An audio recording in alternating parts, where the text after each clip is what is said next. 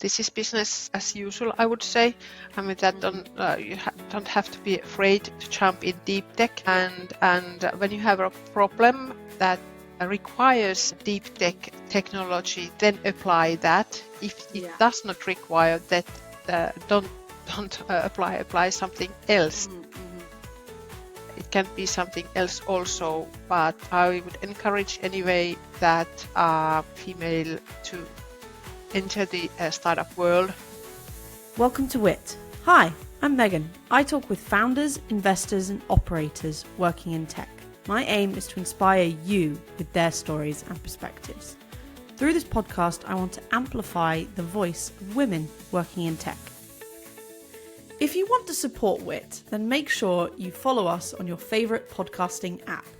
Then you won't miss any future episodes. Today's guest is Anri, founder and CEO of Alvidiatek, a company pioneering real-time business protection with AI. Let's get into it.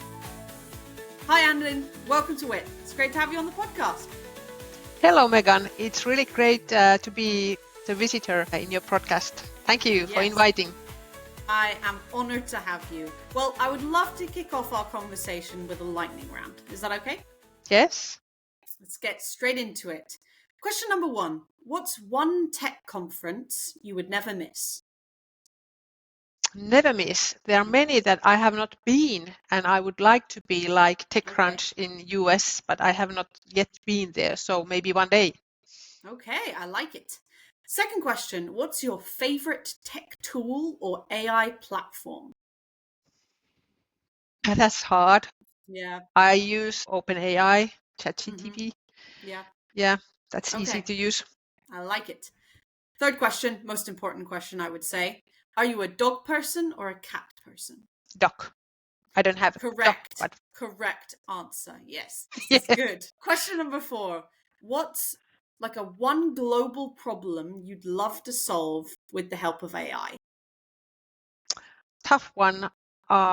Maybe I would like to, there are two actually, if I can expand that. I would like to help elderly people to make them possible to stay longer at home with help of AI. And also would like to make the Ukrainian drones more accurate and more better with AI. So 2 of those. 2 really good global problems. Lovely. And then question number 5.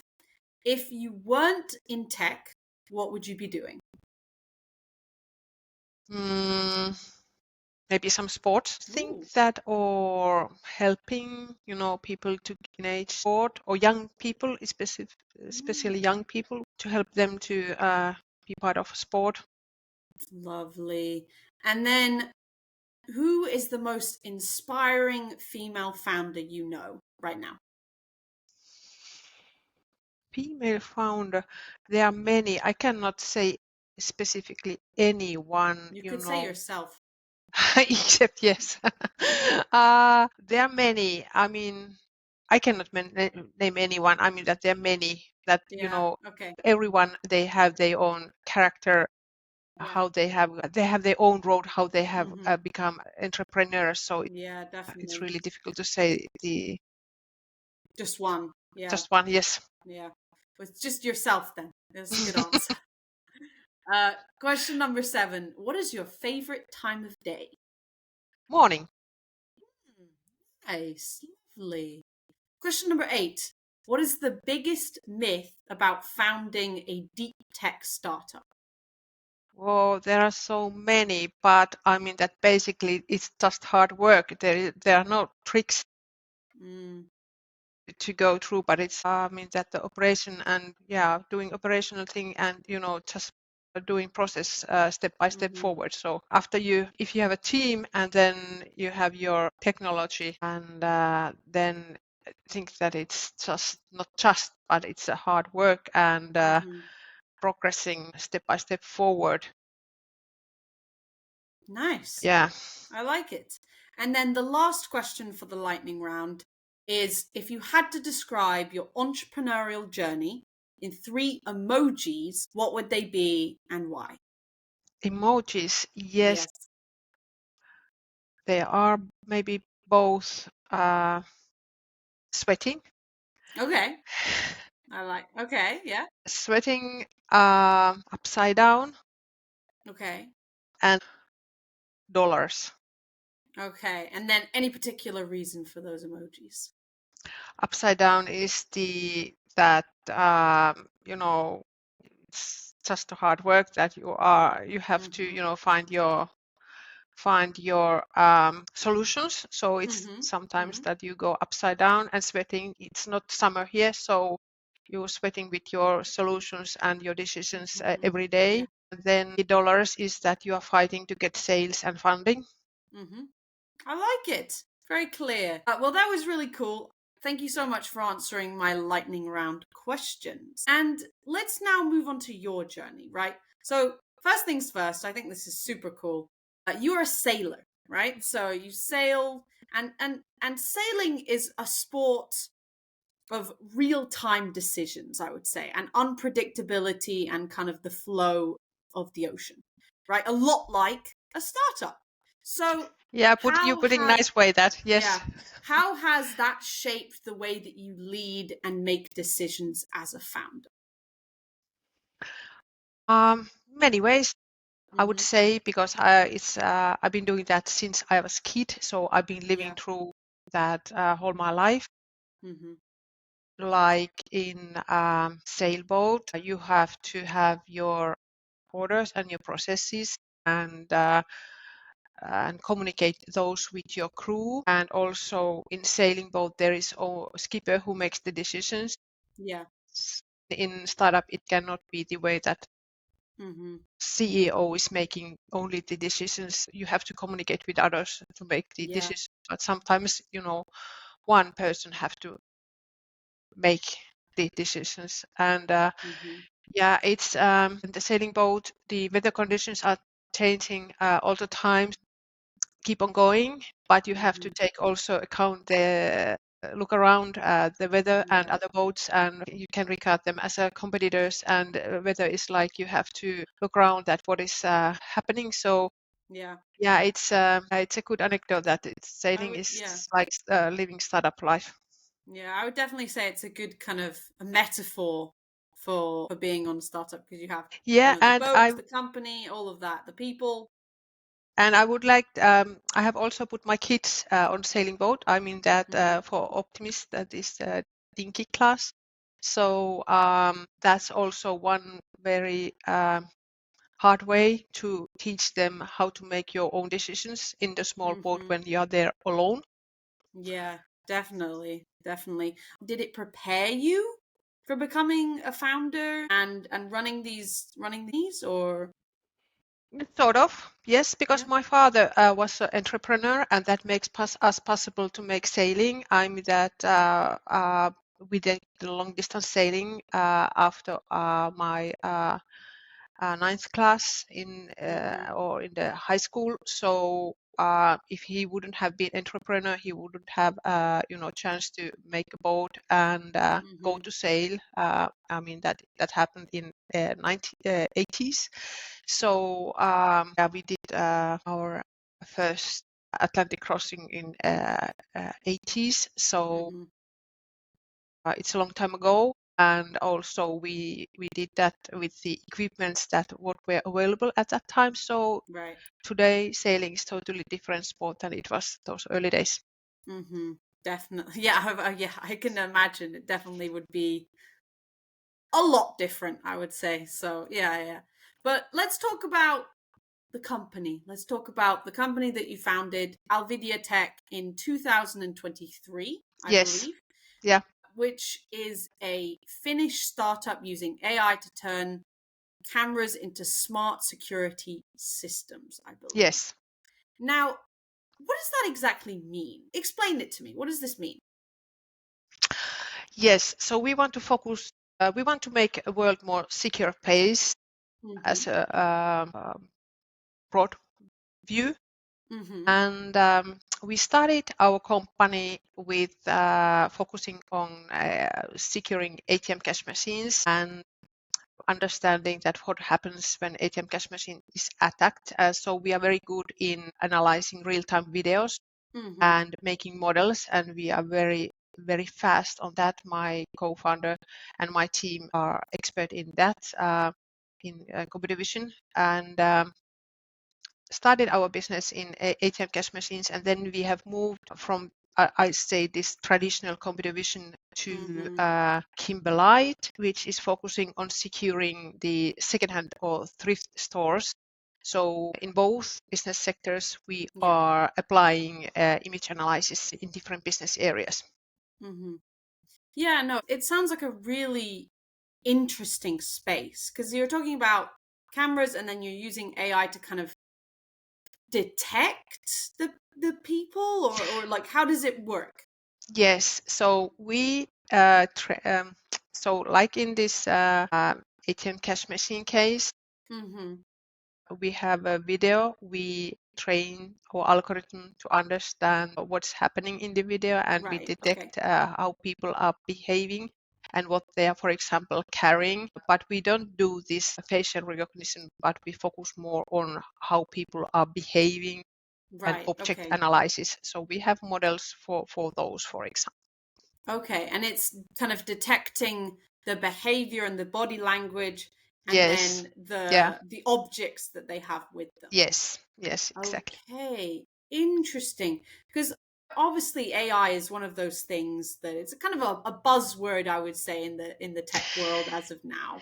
Yes, it's a buzzword, and it's used in some cases. It's used sort of a lot, and in startup world, it's sort of really buzzword, and get access to many places using this buzzwords. But I would say that there are only a few ones that who really can make this real-time video analysis in real time and get good accuracy in analysis and be fast in real-time video analysis. And I count my company, Alvidiatek, as one of those. Of course. No, but definitely, AI is definitely one of those things that everyone is looking out for. And I feel like selling AI in 2025 often means cutting through the kind of the hype of the industry. Now, how do you differentiate yourself by offering more interesting kind of AI security solutions when talking to kind of potential clients? Yeah, so we are differentiated with the competitors is that we do real-time analysis, and especially we have our own models what we have developed. We can use the open source and available models, but our expertise is that, like in this ATM case or logistic case, what we have done that we can do detection based on customer videos and customize those analysis based on their needs.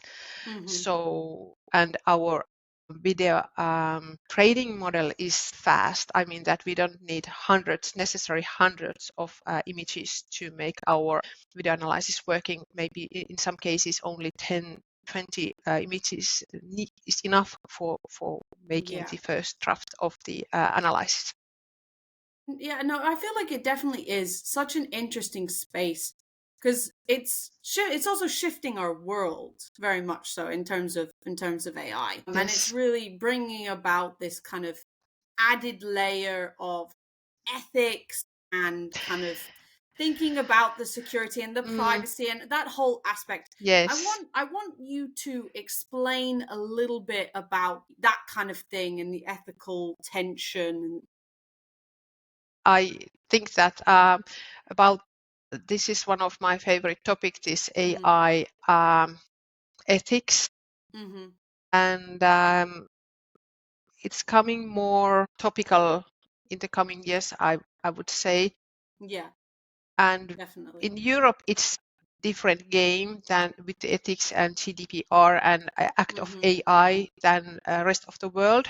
Yeah. And some way I see that it's good, but some way I see that we lost competition in that case. But at least in Act of AI, I think that it's a good action to protect ourselves for misusing AI. and I somewhere support act of AI actions. Right. Because AI makes possible misuse like everything else.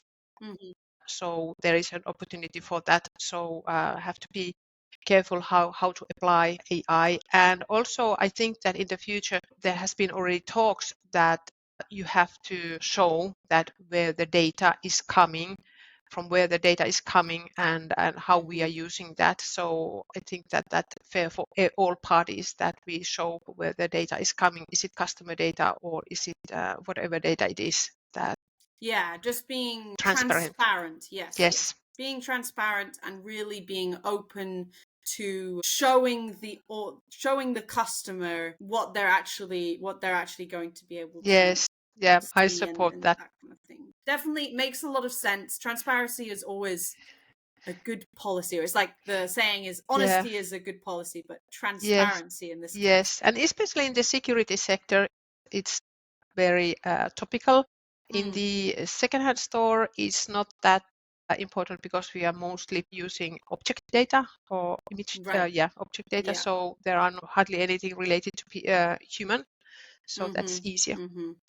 I want to get a better understanding of how the object data works. Like, how does it know what the object is? We have to train our algorithm to understanding that it requires images, and you do the bounding boxes for images what you want to follow or track, and then sometimes it requires that you analyze, you make bounding boxes for tens of images, but sometimes it requires that you make hundreds of bounding boxes. So, and based on that, you start developing the model what you are needing. Kind of like a catalog of all of the different objects in the world. Very cool. Very cool. I would like to now talk a little bit of kind of a positive uplook on what would you say to the kind of the next generation of women or just generally people building in the deep tech industry, especially those who are kind of feeling like outsiders in the technical space. What would you say to them? Very good question, especially female that this is business as usual, I would say. I mean that you don't have to be afraid to jump in deep tech, and when you have a problem that requires deep tech technology, then apply that. If it does not require that, don't apply something else. It can be something else also, but I would encourage anyway that female to enter the startup world more than what we have now, females in this sector. And maybe someday female founders get more funding, and it's not that hard to get than what is the situation now. But I wouldn't say that don't be afraid to jump into the startup world despite of these obstacles what we have. I think that's a really good uplifting sentiment. I think that's really nice. Yeah, and now we've entered the part of the podcast which I like to call the zigzag zone. So I want to know where you're zagging and everyone else is zigging. Now, you talked a little bit about needing more entrepreneurs in tech. You just said this. And less bureaucracy and more funding. Again, you said this.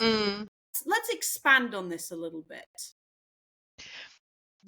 I mean that at least in Finland, when we need more startups and entrepreneur atmosphere, we need more.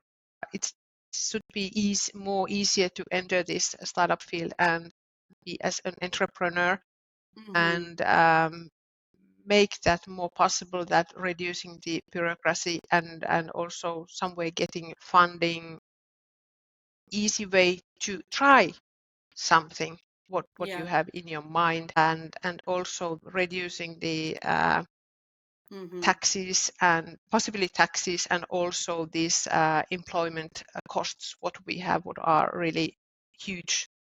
at this moment in Finland. Yeah, definitely. And as you said, the more funding in especially with the women in this Yeah, that's really bad. entrepreneurial state.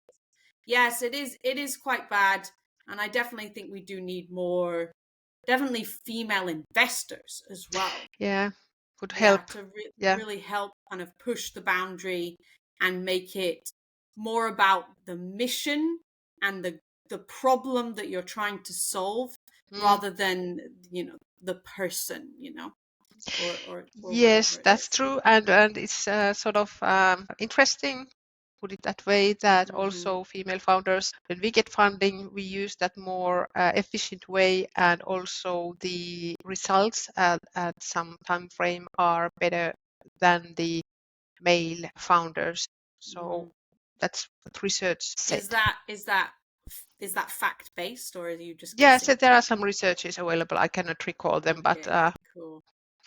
Well, that's good to know. Good to know. Very cool. Let's jump into story time now. So, because mhm. it's super interesting. I thought this was amazing. But I want to know how you spent your 18th birthday. What Yes, happened there? What happened there? yeah, I was. That's a long time ago.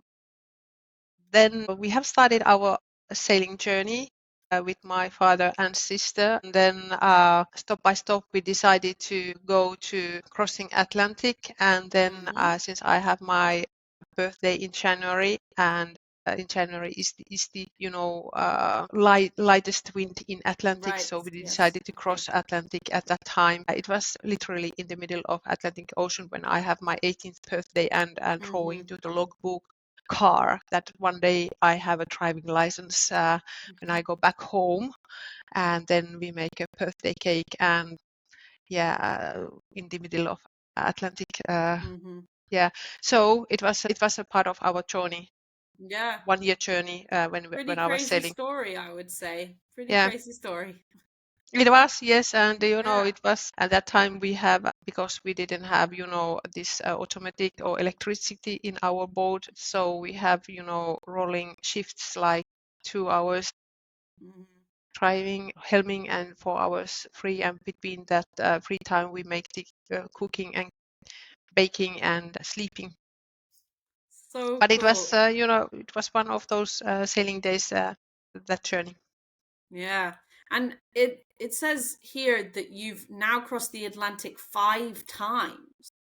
Yeah, I was lucky. Wow. Yeah, I was lucky that, Amazing. I was lucky to go back to Canary with my sister and his skipper to do the crossing again this January. It was also in January, so it was a good time, and we have a good crossing together, four of us. Yes, so it was very different than what we have had earlier. It was more Mhm. comfortable Yeah, and yeah, more definitely. more advanced than what we have in nowadays. So it was Hmm. great.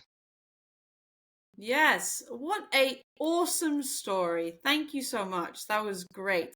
Well, we're sadly coming to the end of the podcast, but I do have three final questions for you. Okay. So imagine it's 2035, so in 10 years' time. What does your life look like? What does your company look like? Where are we? Where are we then in 10 years' time? Okay, Mm-hmm. I hope that we have Alvidiatek with our services. We have expanded to global company, and Mm-hmm. we are doing revenue X 10 millions. And then Yes. we are still Oulu-based company, hopefully. Mm-hmm. And then we are making a world more secure, and also with Kimberlite more greener, and circular economy is important part of that. Mm-hmm. And then my boys, they have all gone through the school and Mm-hmm. find their place in their life in 10 years time. Mm-hmm. And we are living with my husband, I don't know yet where, maybe in Oulu. Lovely. All good things to wish for, I think. And then question number 2, how can listeners follow along with your journey? Yeah, we are posting LinkedIn regularly what Mm-hmm. we are doing, and planning, follow Alvidiatek and my LinkedIn posting. So you know what's happening this side, and also I'm in Instagram. So if you want to have more personal view what I'm doing. Lovely. Awesome. And then last question, how can listeners be useful to you? So what can they do to help you? Very good. Yes, they can contact us if they need real-time inventory management in their businesses. So we maybe are looking forward to working together in that sector, and so especially boosting the second-hand business, not only in retail, but there are bicycles or spare parts or whatever, Yeah, and definitely. also in security side, in video analysis.